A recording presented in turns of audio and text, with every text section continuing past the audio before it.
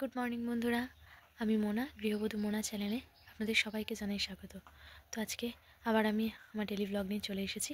তো এখন বাজে হচ্ছে 6:40। আমি অনেকক্ষণ আগে উঠেছি, 5টা বাজে তখন। আমার ঘড়িতে অ্যালার্মও বাজেনি, আমি তার আগে আজকে উঠে পড়েছি। তো এক্সারসাইজ করা হয়ে গেছে। এখন আমি বেরিয়ে বাইরে যাব, অল্প অল্প করে কাজ করব। বাইরে বেরোবো না, কারণ এখনও কুয়াশা আছে। পরে বেরোবো, একটু রোদ্দুর উঠুক তারপরে। আমি রান্নাটা চাপিয়ে দিই, রান্না করে নিই। তো লাঞ্চে কী বানাবো, ব্রেকফাস্টে কী বানাবো, সব কিছু আপনাদের সাথে শেয়ার করব। আমার সঙ্গে থাকুন। এই দেখুন, বুঝতে পারবেন বাইরেটাতে এখনও কুয়াশা আছে। ওই দেখুন বাগানের দিকটায় এখনও কুয়াশা আছে। আর এই দেখুন আমার লাগানো শাকগুলো।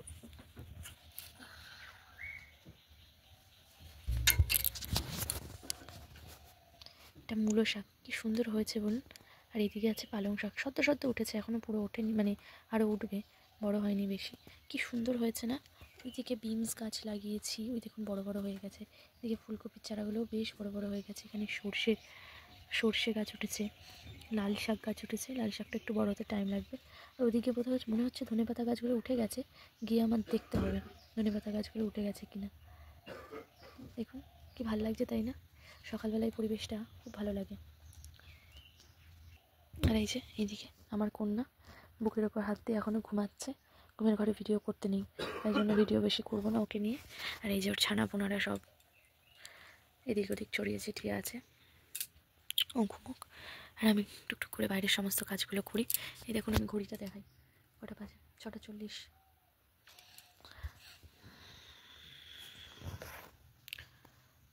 এই দেখুন বন্ধুরা, আমার বাবা বিছানা গোছাচ্ছে। এবার আপনারা বলবেন, বাবার বিছানাটা কেন তুমি গুছিয়ে দাও না? বাবা নিজের বিছানা নিজেই গুছায়। উনি তাড়াতাড়ি ঘুম থেকে ওঠেন, নিজের বিছানা নিজে গুছিয়েই নামেন। আমি অনেক বেলা করে ঘুম থেকে উঠি, সেই জন্য গোছানো পর্যন্ত আর রেখে দেন না উনি। আজকে আমি অনেক তাড়াতাড়ি উঠেছি, ওনার আগে আগে। বাবা তাকাও, তাকাও এদিকে। হনুমান আরে তোমার বেয়ানরা এগুলো দেখবে।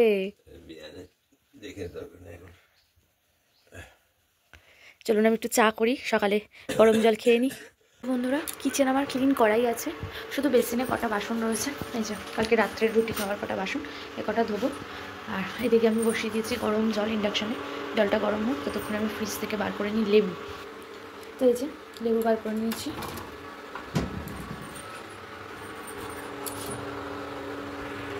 তো আমার চপিং বোর্ড, ছুরি রেডি লেবুটাকে কাটার জন্য।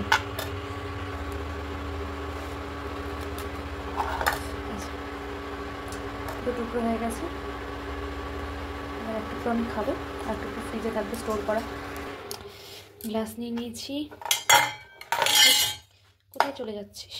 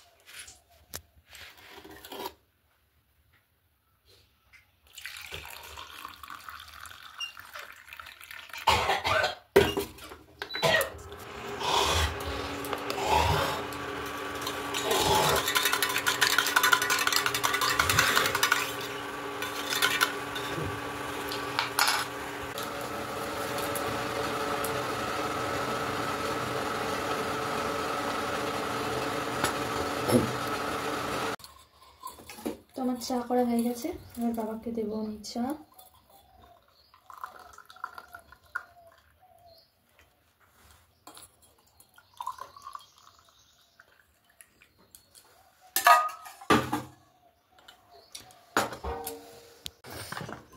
তো দেখুন, আমি সকালে ব্রেকফাস্ট করবো আমার মেয়ের জন্য। আমি পুরো পাস্তা, অনেক দিন ধরে পাস্তা খেতে চাইছে। একটা গাজর নিয়ে নিয়েছি ছোটো, বিনস, শিমলা মির্চ আর ক্যাপসিকাম, এইগুলো আমি দেবো। চলুন এগুলোকে চপ করে নিই।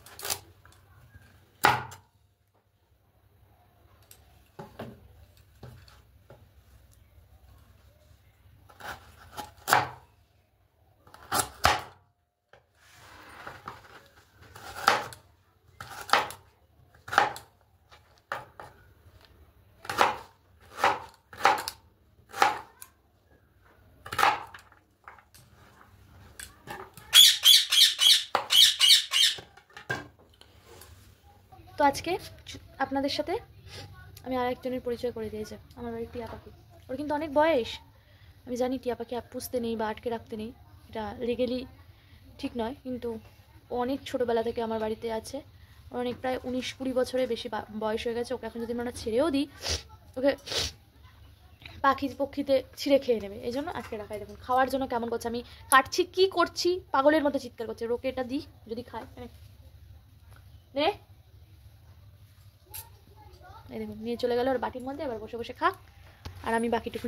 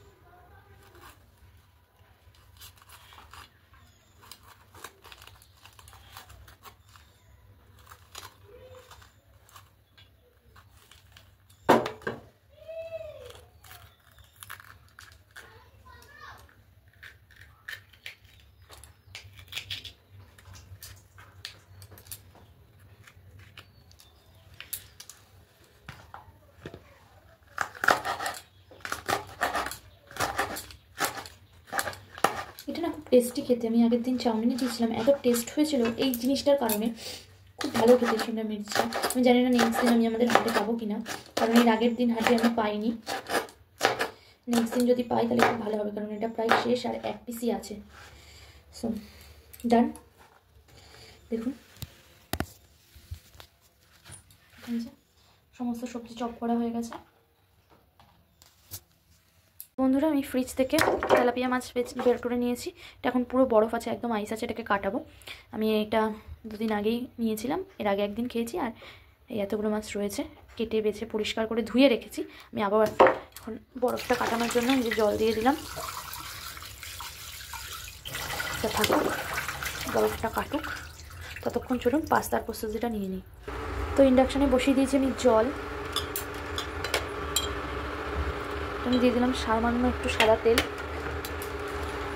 এবারে আমি দিয়ে দেবো হচ্ছে পাস্তা।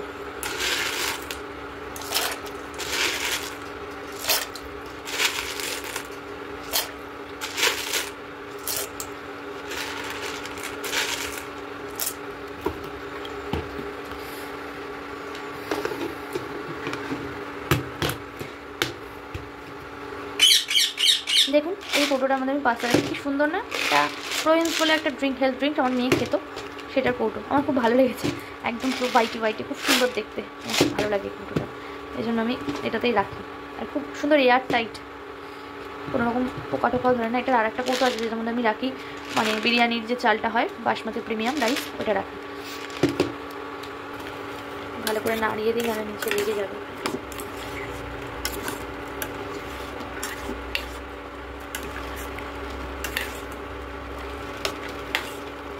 এই যে জলটা আমি দিয়েছি এটা কিন্তু আমি ফেলবো না, এই পাস্তা সেদ্ধ করে একবার এই জলটা সমেতই রেখে দেবো আমি। এই জলটার মধ্যে সমস্ত রকম সস মশলা, পাস্তা মশলা, সামান্য একটু দিয়ে দিলাম নুন, পাস্তাগুলোর মধ্যেও নুনটা যাবে ভালো করে, ভালো লাগবে। চিজ সব দিয়ে আমি এই মানে একটু জলসো জলসো থাকবে, তার সাথেই সেদ্ধ করবো, মানে মাখিয়ে নেবো, মিক্স করে নেবো, দিয়ে তারপরে ভাজা সবজিটার মধ্যে মিক্স করে দেবো পাস্তাটা। আমি এরকমভাবেই রান্না করি, আমার মেয়ে খুব খেতে ভালোবাসে এই জিনিসটা। এটা এখানে সেদ্ধ, চলুন কড়াইটা বসিয়ে দিই। তো বন্ধুরা কড়াই বসিয়ে দিয়েছি, এবার এতে আমি এক এক করে দেবো তেল। তো আজকে আমি সাদা তেলটা ইউজ করছি না, আমি আজকে মাস্টার্ড অয়েল দিয়ে বানাবো।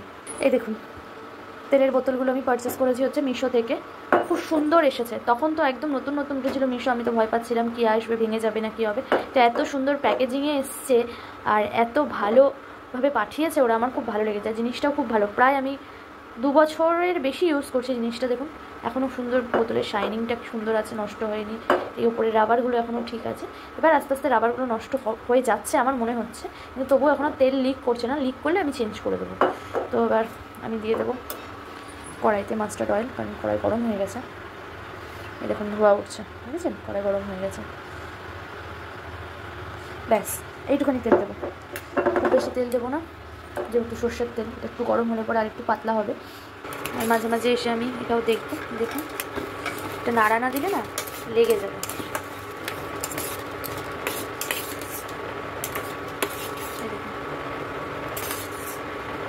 দেখুন প্রায় সেদ্ধ সেদ্ধ হয়ে গেছে, আর একটু হবে।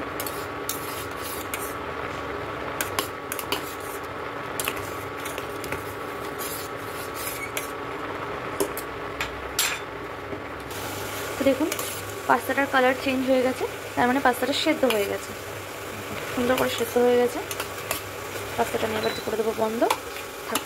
বাকি যেটুখানি আছে গরম জলের মধ্যে সেদ্ধ হয়ে যায়। আর এই যে আমি কড়াইতে দিয়ে দিয়েছি সমস্ত সবজিগুলো, ঢেকে দিই হোক আস্তে আস্তে।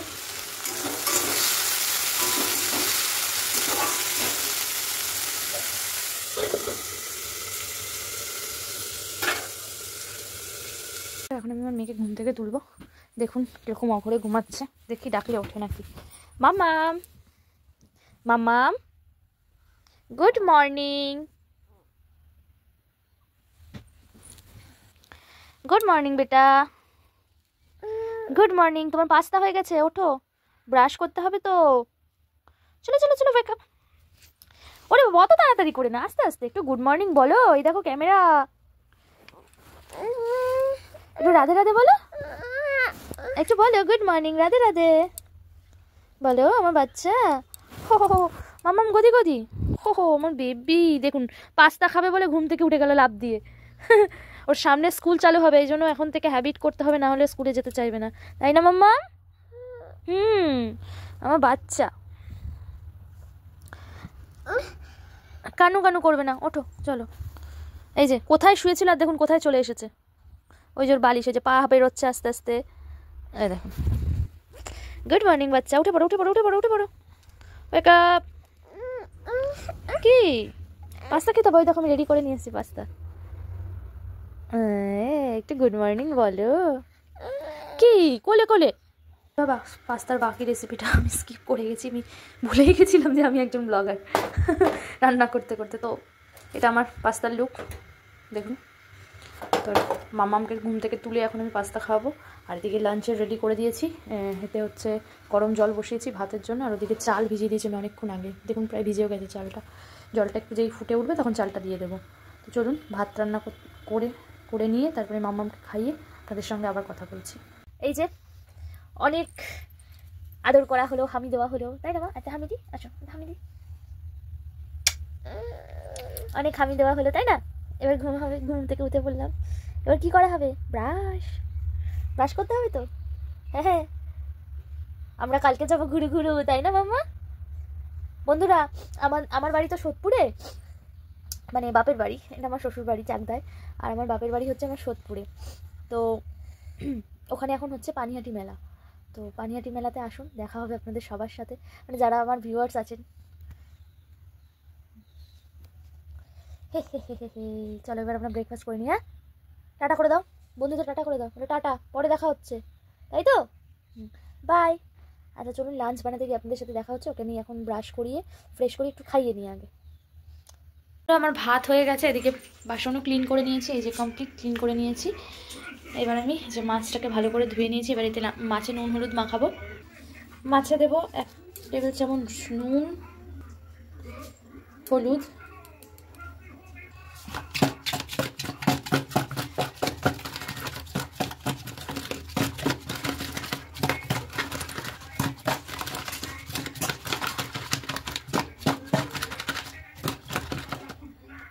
মাছে আমার নুন হলুদ মাখানো কমপ্লিট। বন্ধুরা অ্যাট লাস্ট বাইরে রোদ্দুর উঠেছে, বেশ ভালোই রোদ্দুর উঠেছে, কিন্তু এখনও কুয়াশা কাটেনি। আমি আপনাদের সাথে বাইরের পরিবেশটা শেয়ার করি একটু। বর্তমানে এখনও এরকম হালকা হালকা কুয়াশা আছে, কিন্তু রোদ্দুর বেরোনো চালু হয়ে গেছে। এখন বাজে 9:16। এখন আমাদের গাছে কি সুন্দর ফুল ফুটেছে না, লক্ষ্মী জবা। আমি 30 টাকা দিয়ে এই গাছটা কিনেছিলাম, সুন্দর ফুল ফুটছে। আর এই যে আমার কন্যা, ও তো সকালে ব্রেকফাস্ট হয়ে গেছে কমপ্লিট। ও এখন যাবে দিদি বাড়ি, পাশের বাড়ি এক দিদি আছে, দিদির বাড়ি। চ, কোথায় যাবি তুই? কী করবি দিদির বাড়ি গিয়ে? ব্যাট বল রেখে এসেছ আর আমি আনতে যেতে পারছি না। এই যে ভালোই ঠান্ডা আছে এখনও। এই যে উনি চললেন, ওনাকে একটু দিয়ে আসি, দিয়ে এসে আমি বাকি রান্নাটা করবো। এই যে ইনি হচ্ছেন আমার জামাই। তো এই যে আমার মাছের ঝাল তৈরি হয়ে গেছে। এটা বাবার জন্য বেড়ে রেখেছি, এটা আমার আর আমার মেয়ে। এবার নেক্সট বানাবো হচ্ছে পালং শাক। পালং শাকের রেসিপি অলরেডি আমার চ্যানেলে দেওয়া আছে এবং কড়াই বসিয়ে ফেলেছি। এদিকে সমস্ত সবজি কেটে নিয়েছি। তো পালং শাকটা বসিয়ে তারপরে তোমাদের সাথে কথা বলছি। আমার পালং শাক রেডি লাঞ্চের। এবার আমি করবো উচ্ছে আলু ভাজা।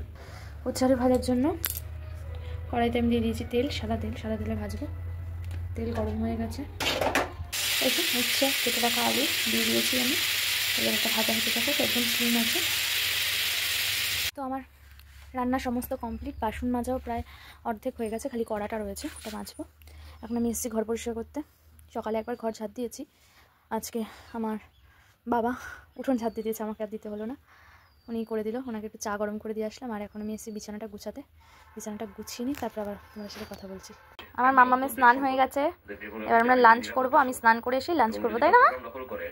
মামামের স্নান কমপ্লিট, ও পুরো ফ্রেশ হয়ে গেছে। দেখো নতুন ভালো জামা কাপড় পরেছে, তাই না? আমার ভালো লেগেছে? আচ্ছা ঠিক আছে, তাহলে তুমি বসো, আমি স্নান সেরে আসি। তো বন্ধুরা, এটা অনেক পরে, প্রায় এখন 6:40 বেজে, 5:40 বেজে গেছে, সরি। তো আমরা ঘুমিয়েছিলাম দুপুরবেলা একটুখানি, লাঞ্চ টাঞ্চ করে উঠে, ঘুম থেকে উঠে বাকি বিকেলের সমস্ত কাজ সেরে এই এখন আমি সন্ধ্যা দিয়ে ঘরে আসলাম। এগুলো তুলে গুছিয়ে নিই। আর আমার স্টুডেন্টও চলে এসেছে, আমার লাড্ডু সোনা, পড়তে। তো ওকে পড়াবো, আমার মেয়েকে পড়াবো, পড়িয়ে তারপরে যাব রাতের লাঞ্চ বানাতে। তো এই রাতের ডিনার বানাতে, সরি আমি লাঞ্চ বলে ফেললাম, ডিনার বানাতে যাব। তো ডিনার বানিয়ে তাড়াতাড়ি খেয়ে তাড়াতাড়ি শুয়ে পড়ার আজকে প্ল্যান আছে। আজকে ডিনারে বানাবো হচ্ছে আমি আলুর পরোটা। তো আপনাদের সাথে আমি অবশ্যই রেসিপিটা শেয়ার করবো কী করে বানাই।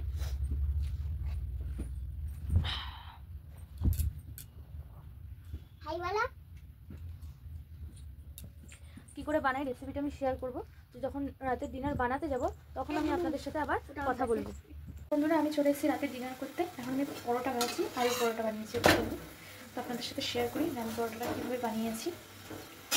অলরেডি আমার অর্ধেক বানানো হয়ে গেছে, আমি অলরেডি একটা ভাজছি, দেখিয়ে দিই প্রসেসটা কীভাবে আমি কী করেছি। আমি রাতে বানিয়েছি আজকে আলুর পরোটা। এই দেখুন, এটাতে আমি রুটি মেকারে বেলছি। আর এই যে সমস্ত কিছু লেচি আলুর বেস রেডি করে রেখেছি। তো ডিনার বানিয়ে খেয়ে আমি তাড়াতাড়ি শুয়ে পড়বো, কালকে আবার আমাকে সকাল সকাল উঠতে হবে। চলুন আজকের মতো আমি ব্লগটা এখানেই আজকের ব্লগটা আমি এখানেই শেষ করছি। যদি আপনাদের আমার ব্লগ ভালো লেগে থাকে তাহলে আমার চ্যানেলটিকে সাবস্ক্রাইব করবেন, একটি লাইক ও একটি শেয়ার করে দেবেন। আর যদি আমার চ্যানেলে নতুন নতুন রেসিপি দেখতে চান তাহলে আমাকে কমেন্টে জানাতে পারেন যে আপনারা কী রেসিপি দেখতে চান। আর আমাকে এভাবে সাপোর্ট করুন যাতে আমি এগিয়ে যেতে পারি। শুভরাত্রি, রাধে রাধে। আপনারা সবাই সুস্থ থাকবেন, ভালো থাকবেন।